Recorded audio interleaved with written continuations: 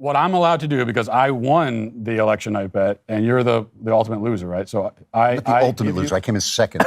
Okay, whatever it is. There were 5 of us in that. I decide what your Twitter profile picture is for a week. And what I decide is that your Twitter profile picture is going to be Sam Brinton. Right.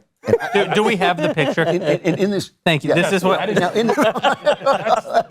But the most effective ad of this election cycle, the most effective ad, you know what it is? Yeah, Kamala is for they, them. President Trump is for you. devastating. Trump's for you. She's for they, them. And devastating. Devastating. Devastating. But let's talk about, she didn't even react to it, which was even more and let's talk about why devastating. The targeted focus from the Trump campaign, next level. And then Charlemagne comes out on Breakfast Club, is like, this is insane. Kamala supports taxpayer-funded sex changes for prisons. Hell no, I don't want my taxpayer dollars going to that. Kamala supports transgender sex changes in jail with our money. Today is a perfect day to call it the Trevor Project. Let's begin.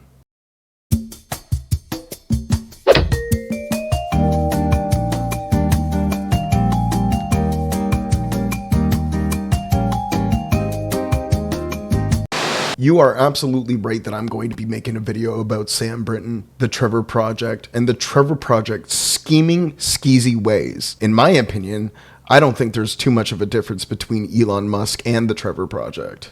Since Sam Brinton was their vice president in government and advocacy and affairs, and then they made themselves look like a public spectacle, stealing women's clothing and wearing it on red carpet events, and also lying about their story publicly, to the point where their own family reported to the New York Post that their entire story is a lie and wanting Sam Brinton to be public about their story. I think it's safe to say that the Trevor Project has a lot of answering to do instead of seeking out the Washington Post talking about how harmful it is that conversion therapy bans are going to be removed. You prompted somebody that wasn't a survivor into a leadership role, talking about experiences that they did not experience. And yet you're going to have some sort of moral high ground of whatever is happening in Colorado and in the United States. I, along with the Community-Based Research Center and others, were the reason why that we have the strongest legislation in the world to ban conversion therapy.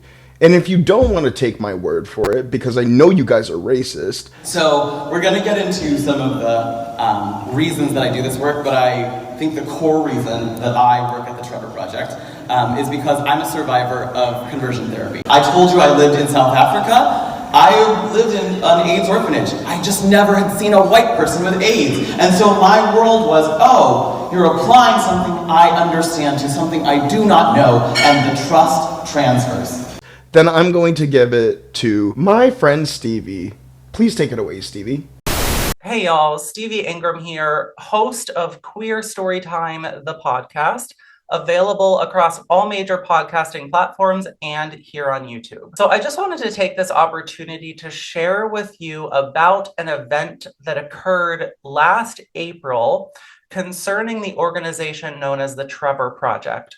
So many people know that the Trevor Project is an organization that primarily dedicates its time and advocacy towards counseling suicidal queer and trans youth.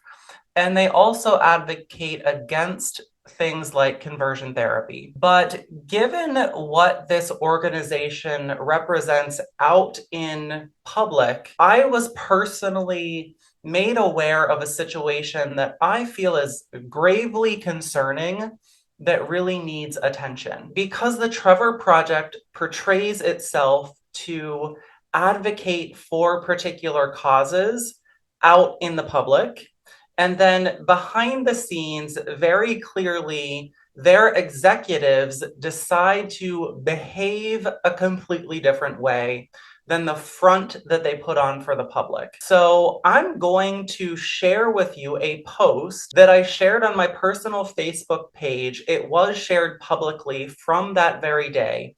And this is concerning my friend Matt Ashcroft, who is a conversion therapy survivor and helped pass one of the biggest legislative feats within the conversion therapy movement, which was Bill C-4, which actively bans conversion therapy throughout all of Canada.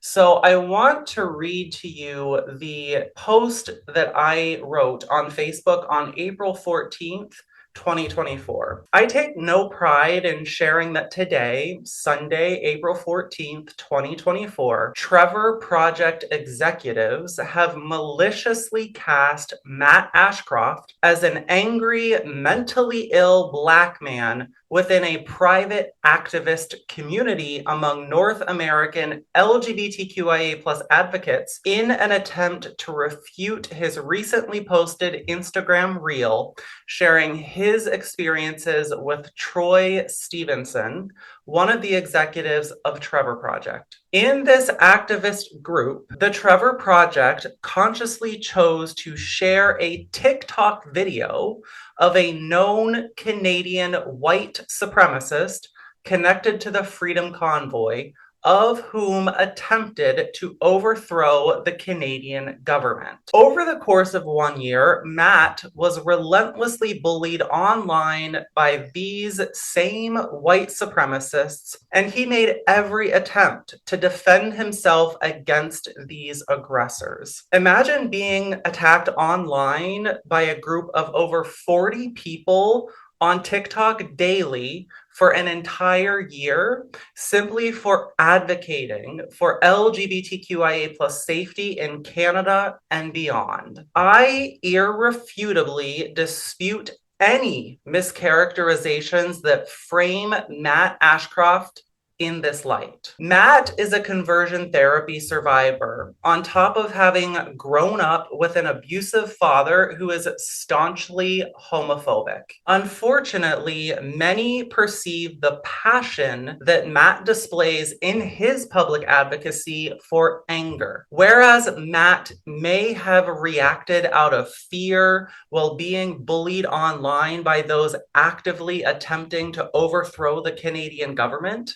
Matt is not the monster that Trevor executives are portraying him to be. Over the last 3 years, Matt and I have formed a meaningful friendship. As a close friend of his, it truly hurts to see one of the most prominent US LGBTQIA+ organizations that claims to protect suicidal youth through their suicide hotline to behave in a manner that is antithetical to their own mission. Despite their public notoriety, they have now descended into bullying and smearing a Black conversion therapy survivor actively living with post-traumatic stress. Despite their claims against him, throughout my time knowing Matt, I've recognized him to be a man of deep integrity, care, and ethics. Matt fights endlessly for the queer and trans community because he never wants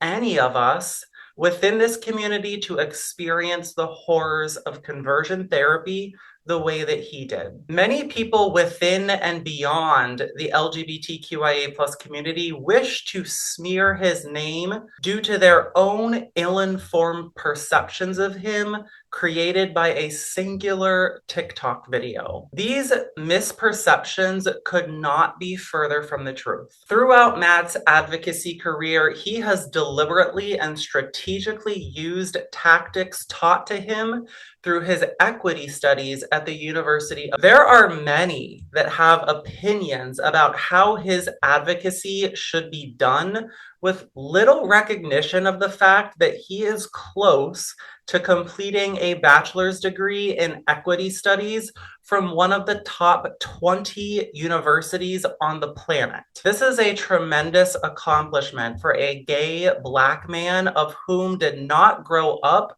with the privileges of many of us. Any attempt to smear his character is patently false and prioritizes one's own external perceptions of him, which are not based in reality, nor are they based on years of friendship. To those smearing Matt publicly, you're actively displaying the behaviors you accuse him of. Why is a suicide hotline reverting to bullying him. As a conversion therapy survivor, it was his testimony that was single-handedly responsible for the passage of Bill C-4 in Canada, the most progressive and monumental anti-conversion therapy legislation enacted globally. I know this to be true because I heard it with my own ears from a federal member of the Canadian Parliament. With all of this said, perhaps it's time for Trevor executives to look in the mirror and seek a therapist,